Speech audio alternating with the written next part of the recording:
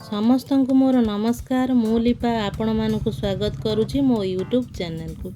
60 ବର୍ଷରୁ ଅଧିକ ବୟସର ବ୍ୟକ୍ତିଙ୍କ ପାଇଁ ଆସିଛି ନୂଆ ଅପଡ଼େଟ୍। କ'ଣ ରହିଛି ଏହି ଅପଡ଼େଟ୍ ଆଜିର ଭିଡ଼ିଓରେ ଆମେ ଆଲୋଚନା କରିବା। ଆଶା କରୁଛି ଆପଣମାନେ ଶେଷ ଯାଏଁ ମୋର ଏହି ଭିଡ଼ିଓରେ ଯୋଡ଼ି ହୋଇ ରହିବେ। ଆପଣମାନଙ୍କର ସୁଚିନ୍ତିତ ମତାମତ କମେଣ୍ଟ ବକ୍ସରେ ଜଣାଇବେ। ଯଦି ଭିଡ଼ିଓଟି ଭଲ ଲାଗିଲା ତେବେ ଲାଇକ୍ କରିବେ, ସେୟାର କରିବେ। ଯଦି ଆମ ଚ୍ୟାନେଲକୁ ନୂଆ କରି ଭିଜିଟ୍ କରୁଛନ୍ତି ତେବେ ସବସ୍କ୍ରାଇବ୍ କରିବାକୁ ଭୁଲିବେ ନାହିଁ।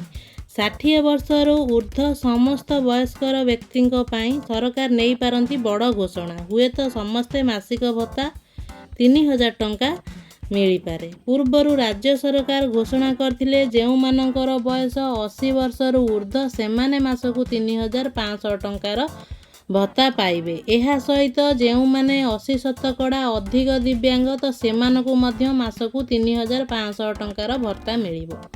କିନ୍ତୁ ଯେଉଁମାନେ 60 ବର୍ଷରୁ ଉର୍ଦ୍ଧ୍ୱ ସେମାନେ ମାସକୁ କେତେ ଟଙ୍କା ଭତ୍ତା ପାଇବେ, ସେମାନଙ୍କର ଭତ୍ତା ରାଶି ବୃଦ୍ଧି କରାଯାଇଛି କି ନାହିଁ ସେ ନେଇ ରାଜ୍ୟ ସରକାର କୌଣସି ସୂଚନା ଦେଇନଥିଲେ। କିନ୍ତୁ ବର୍ତ୍ତମାନରୁ ଯାହା ସୂଚନା ମିଳୁଛି, ହୁଏତ 60 ବର୍ଷରୁ ଉର୍ଦ୍ଧ୍ୱ ଯେଉଁମାନେ ଅଛନ୍ତି ସେମାନଙ୍କୁ ମାସିକ 3000 ଟଙ୍କାର ଭତ୍ତା ମିଳିପାରେ।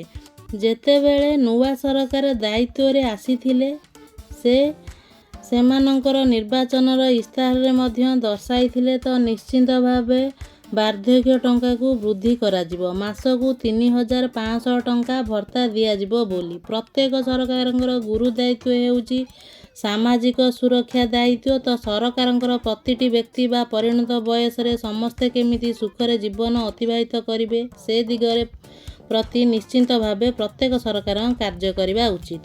80 ବର୍ଷରୁ ଉର୍ଦ୍ଧ୍ୱ ହୁଅନ୍ତୁ ବା 60 ବର୍ଷରୁ ଉର୍ଦ୍ଧ୍ୱ ବୟସର ବ୍ୟକ୍ତି ହୁଅନ୍ତୁ, କେବେ ସେମାନେ ଏହି ବର୍ଦ୍ଧିତ ଭତ୍ତା ପାଇବେ ତ ସେ ନେଇ ସରକାରଙ୍କ ତରଫରୁ କୌଣସି ସୂଚନା ଆସିନାହିଁ। ହୁଏତ ଅଗଷ୍ଟ 15ରେ ମାନ୍ୟବର ମୁଖ୍ୟମନ୍ତ୍ରୀ ଏମାନଙ୍କୁ ନେଇ କିଛି ଅପଡ଼େଟ୍ ଦେଇପାରନ୍ତି, କିଛି ଖୁସି ଖବର ଦେଇପାରନ୍ତି। ଯାହା ବି ଅପଡ଼େଟ୍ ଆସିବ ନିଶ୍ଚିତ ଭାବେ ଆମ ଚ୍ୟାନେଲ ମାଧ୍ୟମରେ ଆପଣମାନେ ଜାଣିପାରିବେ। ଧନ୍ୟବାଦ।